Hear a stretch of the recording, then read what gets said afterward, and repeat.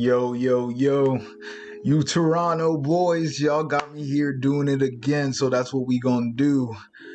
Next up, I got the rise and fall of Young Lava video, courtesy of, I believe, was it Mind Soul 6. So, y'all really like it when I react to these kind of videos. I'm not even gonna lie. I enjoy it too, you feel me? I like the Houdini and the City of the Fallen Rappers. That one helped me get a better understanding of the landscape of Toronto hip-hop and gang culture and the politics that surround it, you feel me? So without further ado, I'm not gonna say too much. It's probably gonna be a longer video, probably like 45 minutes, maybe even longer than that. I'm not too sure. But yeah, let's get it popping, man. Let me get a drink of my water real quick. Oh, it's Gatorade. I'm not drinking my Gatorade. But yeah, while you're here, go ahead, like, comment, subscribe. I'm not gonna hold y'all. We're gonna get right into it. Let's do it.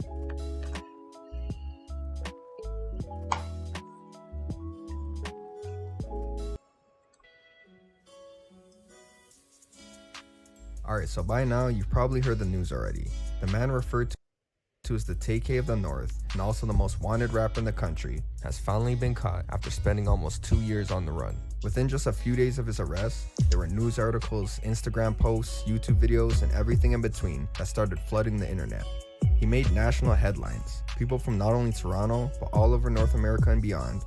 Okay, so yeah, Young Lava, he was a dude, Tre from the North dude. Alright, so I remember reacting to that video. So this video must probably complete the bigger picture.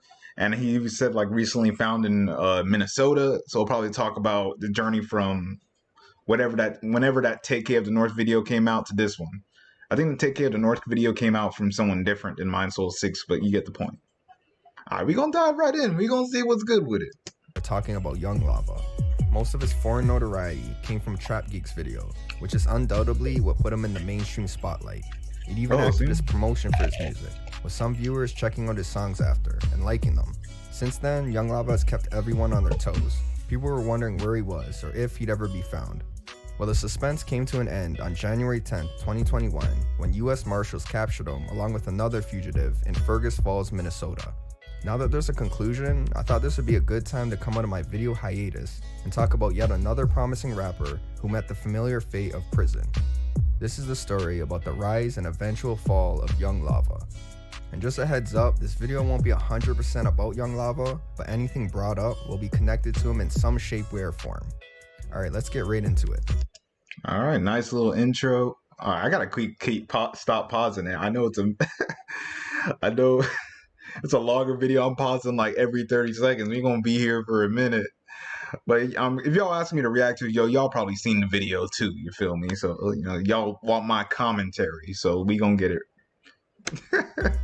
29-year-old Dane Adrian Sitladine, better known as Young Lava, is a rapper from the Rexdale area of Toronto. More specifically, he's from a townhouse complex located on Orpington Crescent, referred to as O Block. He's intertwined with IDS. O Block, like the Chicago O Block? Come on now. Which is a notorious group out of Rexdale, composed of different cliques. They're known not only for their hostility, but also for having several notable rappers within their crew. In an interview with We Love Hip Hop Network, Young Lava talks a bit about his upbringing.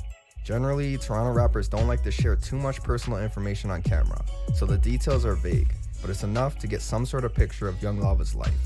So he and his two older brothers were raised by their mom, and said that growing up in Rexdale was like growing up in any other hood in Toronto. He describes how police are on you, and basically everyone's just trying to eat and make a living any way they can.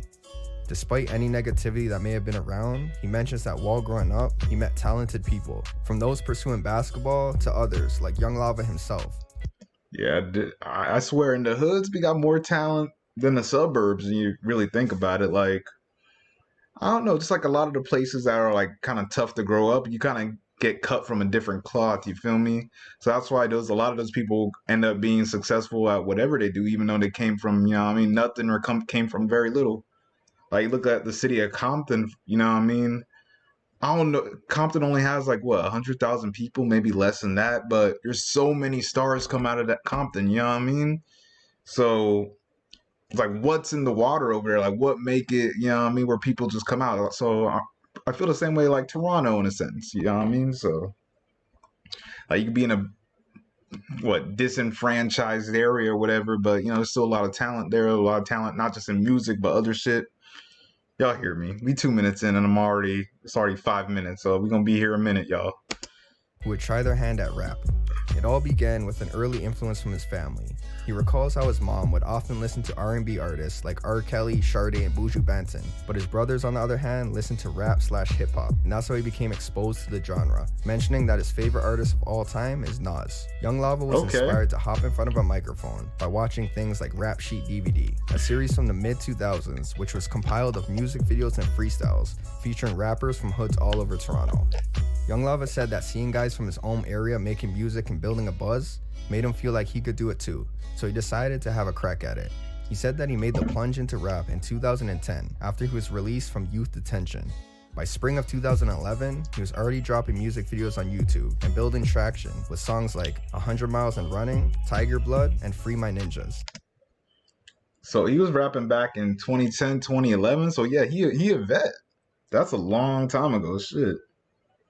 Originally rapping under the name Lava P, he mentioned that after dropping Tiger Blood, he was already starting to get noticed, and added that the song was actually a freestyle too.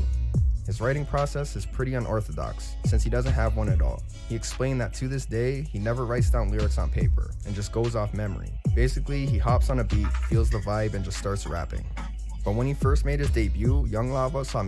Hold up, I gotta pause right here, my dog wants something. I apologize for the interruption. We back. All right, let's get it. Music as just something to do for fun. He said that he never really took it seriously until he was motivated to do so by his oldest brother, named Donovan Sitladine, also known as rapper Young Dubs. He was an OVO-affiliated artist who was making noise in the rap scene in the mid-2010s, known for several tracks such as OG Bobby Johnson, Gang, Panda Freestyle, We Live, Conversations, and more. Young Dubs was also part of IDS and proud. That was all 2013, so he been in the game for a minute. There we go. Word on his sleeve and his back. I don't know why I can't talk today. With IDS being locked into multiple beefs around the city, Young Dub's connection to the group may be what played a part in his unfortunate demise. He was shot and killed in Brampton a few years ago, on May 11th of 2017. Damn. Residents of a townhouse complex on Garden Gate Circle Boulevard called 911 at around 10:30 p.m. after they heard several gunshots nearby. Police quickly arrived and found Young Dubs lying in a driveway, unresponsive with no vital signs. He had been fatally shot in the head and was pronounced deceased at the scene. He was 28 years old. Another male had been shot, but he was able to drive himself to a hospital, where he was then transported to a trauma center and ultimately survived. The police weren't sure if...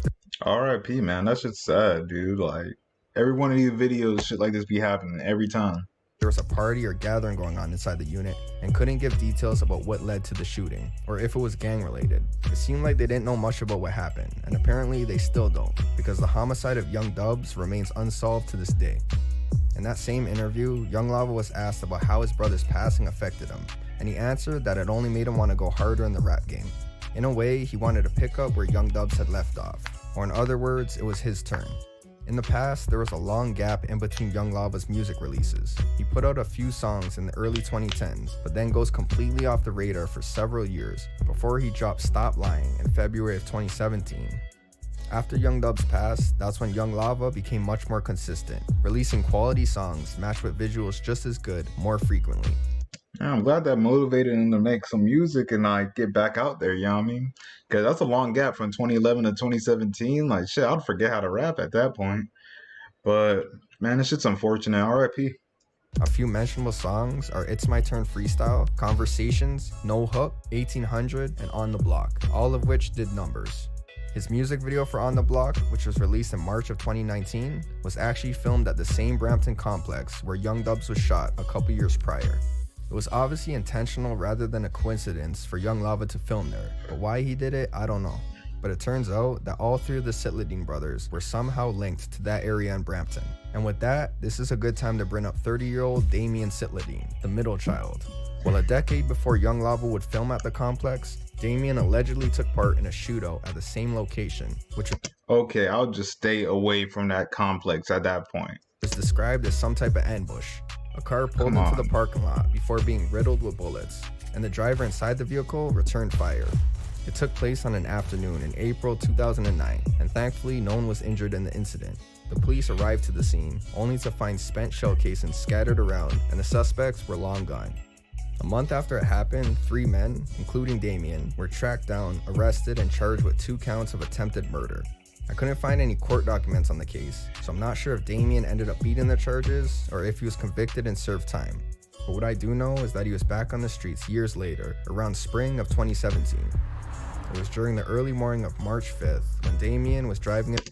No lie, I'm digging the graphics he be doing on this. I'm not going front. That shit kind of hard. Mississauga, around the Tobram and Derry Road area. He was apparently swerving and driving erratically, which caught the attention of a patrol car. The police had a suspicion that Damien was drunk, so they pulled him over for a traffic stop. The officer requested to see his driver's license, registration, and insurance, all of which he couldn't produce. When asked his name, Damien told the officer that it was Donovan, which is his brother Young Dub's name. Well, it didn't make things any better, considering Donovan had a suspended license, a weapons prohibition, and was considered... Well, come on now.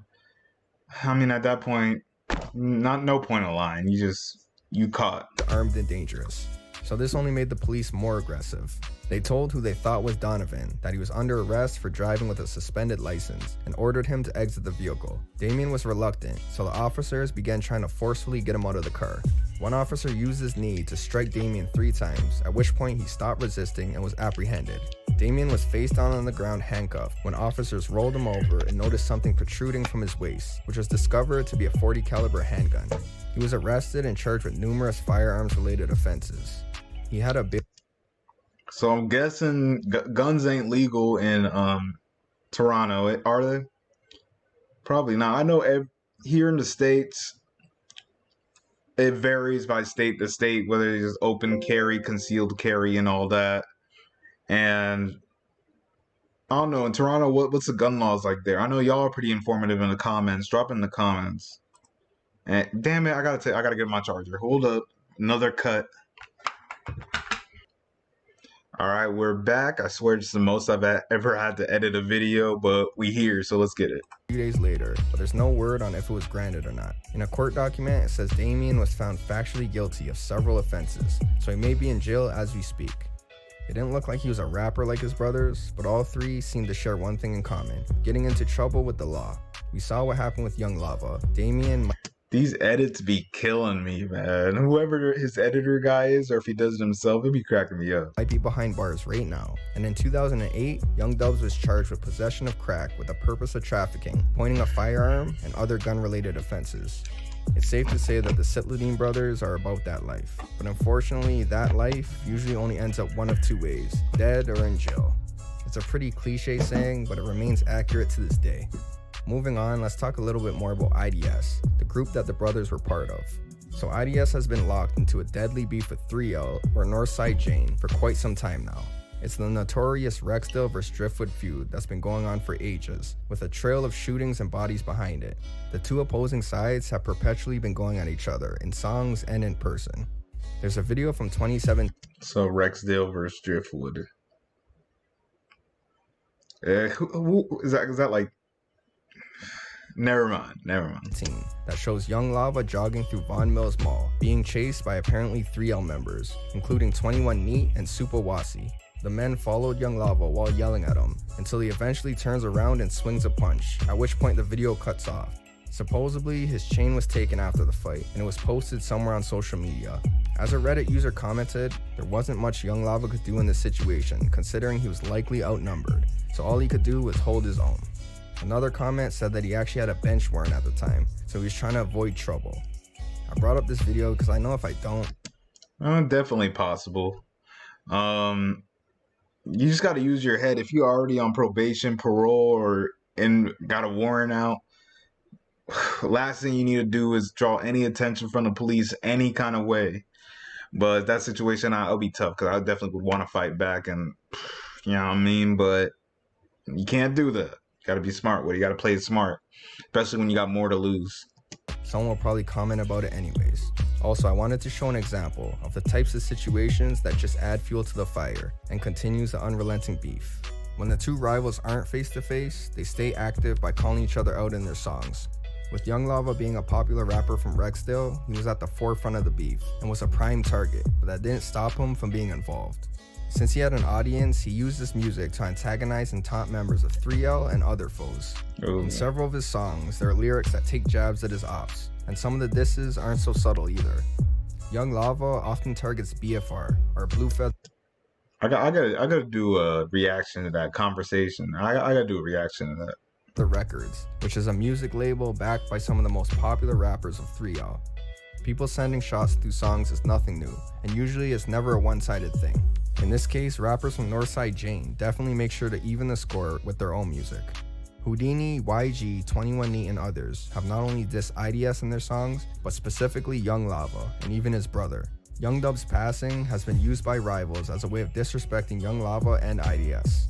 There have been not only lyrics, but even Snapchat posts by 3L members talking down on Young Dubs. But as I said, it's never a one-sided thing. No. When a member of 3L passes away, IDS members make sure to return the favor with their own antics. It's a talk about Snoop Dogg. Ooh. You put it. Nah, that's foul. R.I.P. Houdini, man. This kind of back and forth disrespect that keeps constant tension and bad blood between Rexdale and Driftwood. Coming back to that interview once again, the host asked Young Lava a good question about if diss tracks are holding rappers back or if it's just something that has to happen. Young Lava said that it's not something that necessarily has to happen, but it's just part of the culture. He mentions how there are mainstream rappers from the city, like Tory Lanez, who do the same thing, implying it's just part of the rap industry in general, which in my opinion is true. There's constantly new beef and diss tracks popping. I actually disagree. I think, well, depends. It depends. If you're a local dude diss tracking some other dude that nobody knows, that you're both no names or relatively unknown, then it's a no. But if you're actually somebody in your city or somebody to the mainstream and you're doing a diss track, then it's okay. For me, at least, it's okay. I hate when local dudes be dissing each other. Like, no one even knows who you are. Don't waste your time. You feel me? So I correct myself. But, I mean, it's different if it just stays to music. You feel me? If it goes beyond that to some street shit or to, like, I'm going to harm him or her or whatever, it's a no-go. Up all the time in both underground and mainstream rap. It's not uncommon, and in most cases, it can be entertaining. People generally get excited when artists clash and take to the microphone to address each other. That being said, when diss tracks or certain lyrics in songs lead to people getting hurt or killed, it becomes something other than just music or entertainment. When you look at popular Hollywood-type rap feuds, most of the time it never takes a violent turn. That's because the beef usually isn't that deep, and it's just superficial dissing. It's more of a business move and a way for a rapper to get noticed or stay relevant. That's not to say all mainstream rap beefs are publicity stunts, but some of them are, and others are artificially prolonged just for clout. But in underground rap, especially in cities like Chicago or in this case Toronto, it only takes a minuscule amount of mockery in a song to see retaliation from the other. Oh yeah, shoot, the memorial. That's crazy. That's still crazy to me. Niggas would shoot up a freaking memorial. Like, come on now. Like, there's some rules to the shit, you feel me? Like, come on, you know what I mean? But I know shit's hectic send a over shot there. Back, but it's not always in the form of a lyric. Things often become deadly because the disses in question are usually personal and beyond disrespectful. Once rappers start making threats, along with bringing up people's dead relatives and friends, it's more than just lines in a song at that point. And unless everyone unanimously agrees to stop dissing each other. Alright, Mind Soul 6, I respect you and I respect the time you put into this video. I really appreciate that. You're getting a little too long-winded on this part, you feel me? Like, I get it, you know, rappers there were dissing each other, you know what I mean? Just a little too long-winded for me, yeah. I respect the hustle, I respect the video. This area right here is just a little too, like, alright, we get how diss records and hip-hop work, you know what I mean? It's something that's going to be prevalent in rap. Until then, music will continue to be used as a method of calling out rivals, which sometimes spills out into the streets and ends up violent. Speaking of which, in that same interview, the host asked Young Lava this question, which I'll play back right now. What do you think that we can do for 2019 to bring down, like, the violence and the crime that's going on in the city, you know what I'm saying? I know I'm not talking about the black community or hip-hop community, I'm talking about Toronto as a whole. Me personally, I don't even know nothing about that, man. Nothing about that I don't know nothing about that shit. It's unfortunate that Young Lava and his entourage wouldn't have more suggestions on how to lure violence in Toronto. I understand the host was trying to bring some positivity to the interview, but honestly, this was kind of like asking a cigarette company how to cure lung cancer. I'm not trying to be like Vlad TV and incriminate anyone here, but at this That's an interesting comparison. But, I mean, hey. Same time, let's not beat around the bush. The guys sitting across the table have probably personally contributed to the violence in the city, so it makes sense why they wouldn't have a meaningful answer. I mean, Young Lava is literally in jail right now on a murder charge, but maybe he believes violence is just part of rap culture too. And since we're already talking about Young Lava's charge, we might as well go over what happened in the first place. You likely already heard the details, but I'll take a moment to go over them anyways. This was the event that essentially set off Young Lava's race from the police. It was on May 1st, 2019, just after 1 p.m., when 911 received a call about a shooting that occurred inside of a townhouse unit. It was at 256 John Garland Boulevard, just one of the many complexes in Rexdale. Damn, so that means he was on the run for like a year and a half or some shit. I'm not a mathematical dude, but I think a year and a half. When first responders arrived and made entry into the unit, they found 26-year-old Blaine Grindley lying on the floor, suffering multiple gunshot wounds. Despite many efforts to revive him, he died on the scene. Police didn't make any comments about a motive for the attack. All they said was that a vehicle involved in the shooting was caught on video, which was later traced to an owner living in the GTA. Seemingly having little information to work from, the police still took major strides in their investigations. It's not mentioned how, but they were able to come up with a few names relating to the homicide. Within 2 weeks, the police announced that they had 3 suspects. On May 15, 2019, Canada-wide murder warrants were issued for a 29-year-old man that's not Kawhi Leonard, but actually named Michael Smith. I ain't even going front. He looked like Kawhi Leonard's little brother, you feel me? Or older brother, I don't know. Damn, he do look like Kawhi. What if they like try to stop and frisk Kawhi or some shit on the way to a game? Damn, alright. That was a funny joke, Mind Soul 6. You got me back now. You got me back. Along with 21-year-old Andre Dowse, and last but not least, Young Lava. Within just a few days, Andre turned himself in. About a week after that, on May 20th, Michael also surrendered. Both of the men were charged with first-degree murder. But the last suspect, Young Lava, wasn't planning on giving up that easily. Weeks went by, which turned to months, and he was nowhere to be found. Eventually, Young Lava was put on Toronto's most wanted list, and would remain on it for years to come.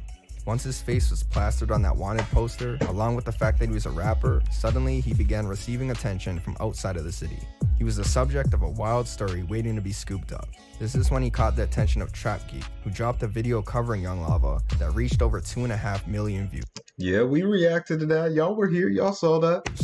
It's no secret that from an American perspective, Toronto has a reputation for being soft. It is what it is, and you can't really change their minds. That's what I thought. So when someone was being referred to as the Tay-K of Canada, it came as a surprise, and viewers were interested in hearing about the story.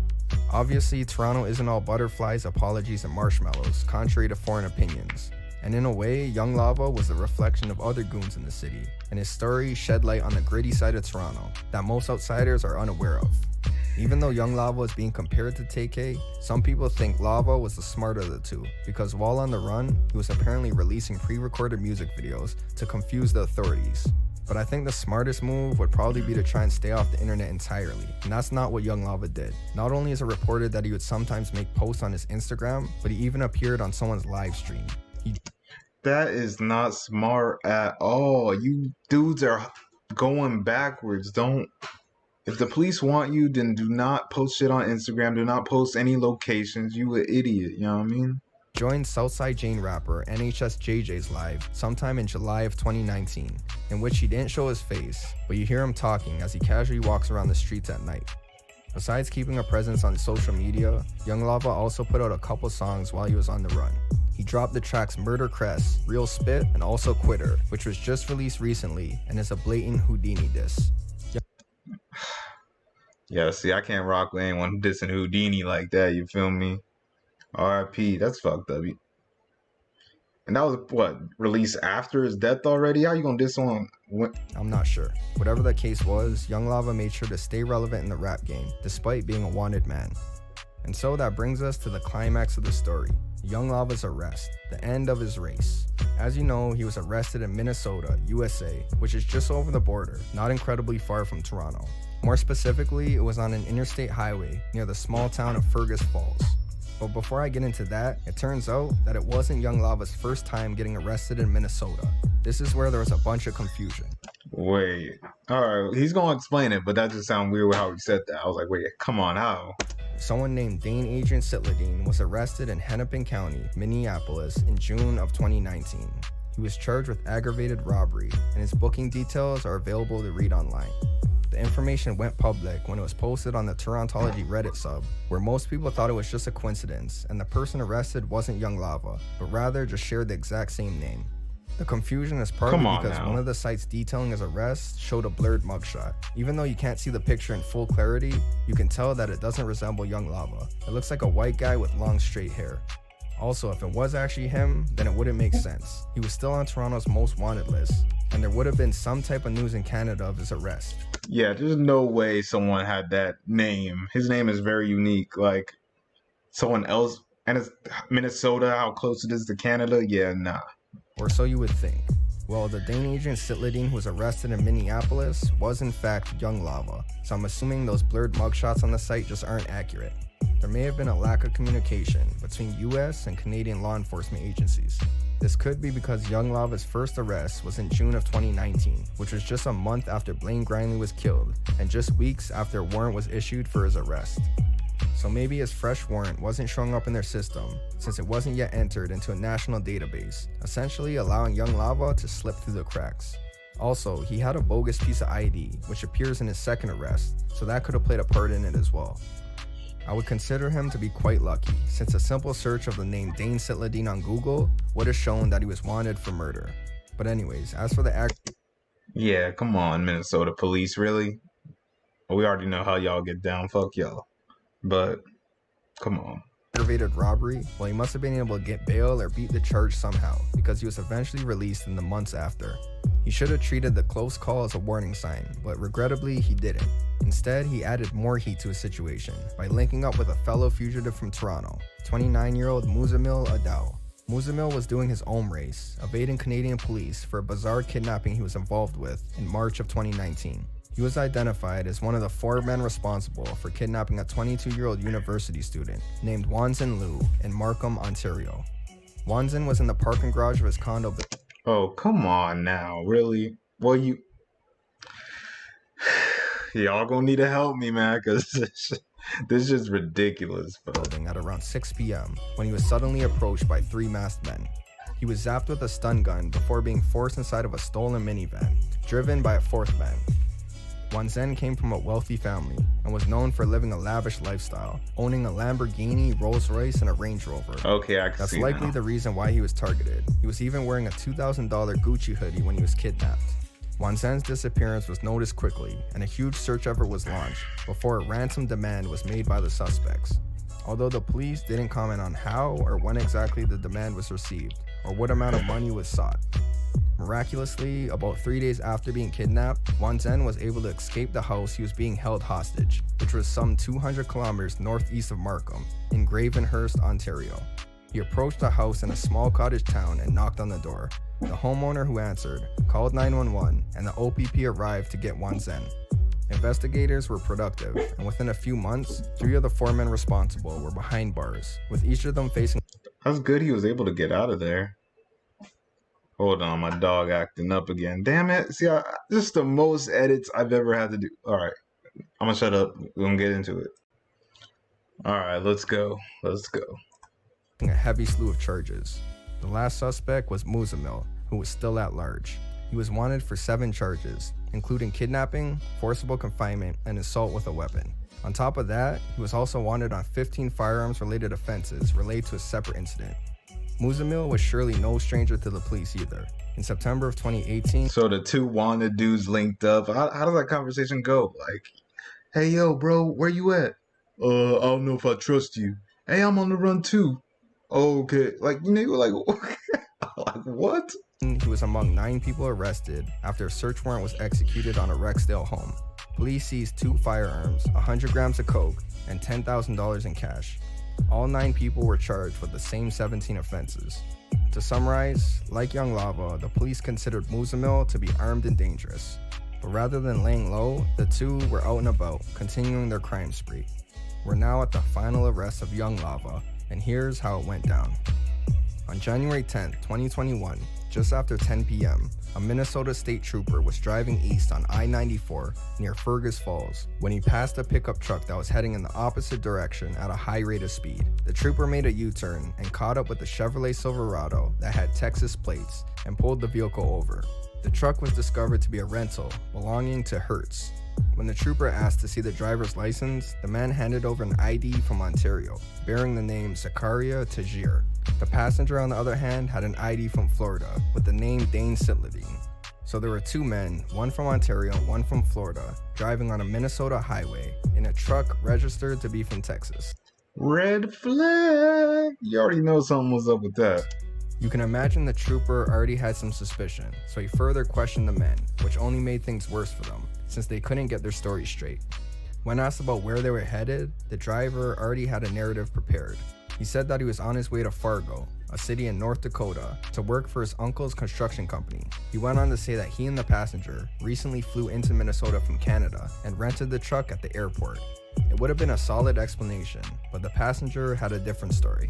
He said that he didn't fly in from Canada and actually lived in Minneapolis. But like the driver, the passenger said he was also going to work at the same construction company, which both men couldn't specifically name. The trooper sensed that something fishy was going on, so he asked the driver to step out and walk back to his patrol car so they could talk privately. This is when the driver changed his answer and now said that he didn't fly in with the passenger and that the two met through his cousin about a month earlier. But once again, their stories didn't match. See, this is why if I was on the run, you gotta have a solid story that's unbreakable. So these cop motherfuckers don't, you know what I mean? Like you gotta rehearse this shit. I don't know. I can't be, if I'm on the run, like I'm gonna be on my P's and Q's, driving the speed limit, doing like not a damn thing to attract attention to myself. You feel me? That's where he slipped up. Either way, even if he was on his P's and Q's, like it's only so long you can keep doing this and living your life like that. You know what I mean? Like, you're going to eventually get caught no matter what this deal is. Come on. Because the passenger later told the trooper that they had actually known each other for over a year. Someone clearly wasn't being truthful, which motivated the trooper to investigate further. He said he smelt weed coming from the truck and asked the driver for permission to search it, in which he agreed, as long as the trooper didn't open the bags that were inside. The trooper then patted down both of the men and told them to stand away while he searched the vehicle. He opened up one of the doors and noticed a few duffel bags and knapsacks on the back seat and floor. Breaking his promise, the trooper unzipped one of the bags and saw about a dozen guns and high that edit is wild capacity magazines, at which point he immediately radioed for backup. He approached the two suspects and told them to put their hands on top of their heads. The driver didn't comply at first and attempted to make a call on his cell phone before having a brief conversation on his Apple Watch. Once the other officers arrived, it was discovered that the passenger, Dane Sitladine, or Young Lava, was wanted by U.S. Marshals for not only murder, but also for fentanyl distribution and possession of proceeds of crime. He was promptly arrested, along with the driver, thought to be named Tajir, who was booked for carrying a firearm without a permit. But after U.S. investigators spoke with Toronto police, they found out that the driver was using someone else's ID, and he was identified as Muzamil Adao. It's not known how the two were able to enter the country, since there was no record of either of the men crossing the border legally. In total, the police recovered 67 firearms that were stuffed into 4 bags. Out of all the weapons, only a single one was loaded with live ammunition. I don't know what they were doing with 67 guns, but it's possible that they planned to either smuggle them into Canada or sell them across the United States. So that's how the bust went down. But of course, we have to address some questions. That's a trip. I just wonder how they even linked up. Like, I don't know. Like, I just think if I'm on the run, I'm not using my phone. I'm not using nothing. If I do have a phone, it's going to be a burner or something I can just throw away after I use it. Like, what in the world was Young Lava and Muzamil thinking? First of all, if you're on the run, it's probably not the best idea to hang around someone else on the run. It's basically doubling your chances of being noticed and getting caught.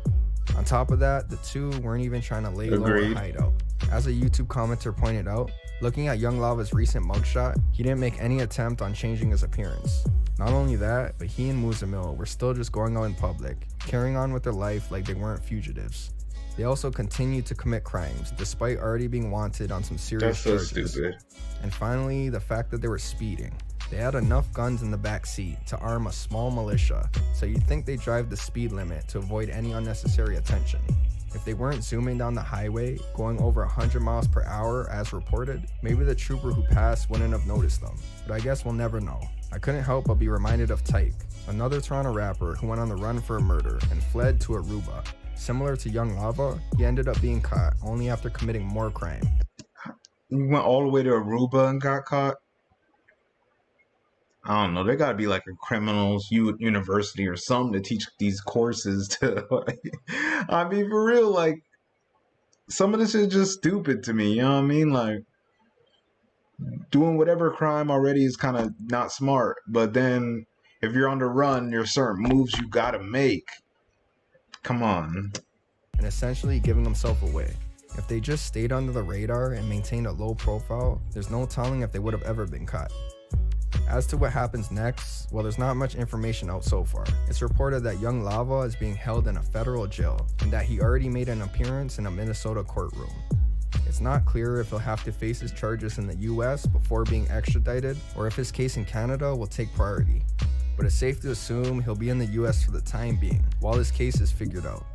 As for Muzamil, well, a York police constable named Lori Nicole confirmed that they were notified of his arrest and are working to have him return to Canada to face trial. But again, there was no word on what would happen to Young Lava. All that's certain is that two high-profile criminals who had been evading police for quite some time were finally caught, and whatever plan they had that involved those dozens of guns was foiled. And that concludes the story of Dane Sitledine, Young Lava. He's a talented rapper, and just from looking at... I gotta react to some of his music, y'all. Drop a comment on what Young Lava song I should do. Conversation show gonna be one. Comments around the internet, there's no doubt that he had plenty of fans, most of which were disappointed that he was caught. You can already find an abundance of free Young Lava posts all over the place. Not many Toronto rappers drop music videos and get millions of views, so when a song does do those kinds of numbers, it's notable. And Young Lava even had 2 tracks that surpassed 1 million, with his less popular one still racking in hundreds of thousands of views. He was one of the most buzzing rappers in the city, and arguably one of the hottest out of Rexdale, with his music still being the most viewed. Hey, salute Rexdale, salute Young Lava one time, you feel me? But that Houdini this shit, I ain't with that, you know what I mean? Videos on their YouTube page. It's undeniable that Young Lava had the potential to elevate in the rap game, but like several other artists from the city, whatever he was getting up to in the streets got in the way of making music. And now he's sitting in jail, and there's no telling on when he'll get out. He's facing 2 separate sets of charges in both Canada and the US, so Young Lava may be incarcerated for the foreseeable future. Unless he's one of those rappers who continues recording music from behind bars, this could be the end of his music career. We saw the rise of Young Lava, but unfortunately we had to watch him fall as well. Even though it was in a negative light, his antics still brought exposure to Toronto and put eyes on the city. Some people may look into his music after hearing about him, which in turn could lead to them listening to other artists in the city too. So maybe there can be some good to come out of a bad. I agree.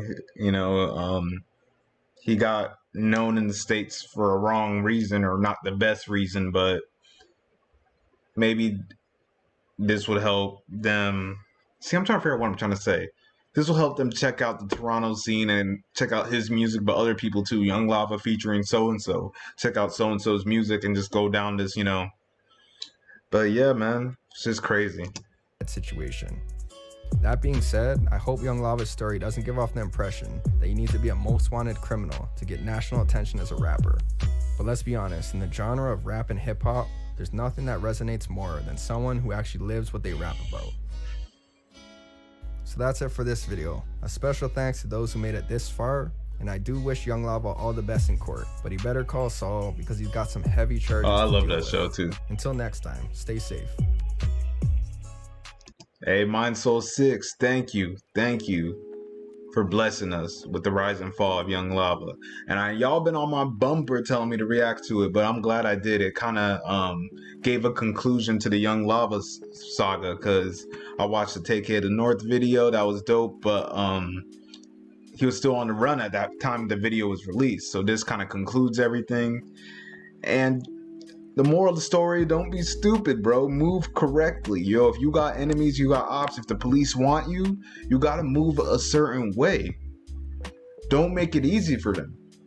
And Young Lava unfortunately made it easy for him, even though he had some close calls we saw in the video, but he successfully were able to evade the police for as long as he did. But a lot of that was luck, because that shit could have ended like that. Make the right moves, y'all. But yeah, thank y'all for tuning in. I got a lot of more reactions on the way, bro. This week I'm gonna be dumping them out. You feel me? So let's do it. Go ahead, like, comment, subscribe if you haven't already. It's your boy Tre Hendrix. Thank you.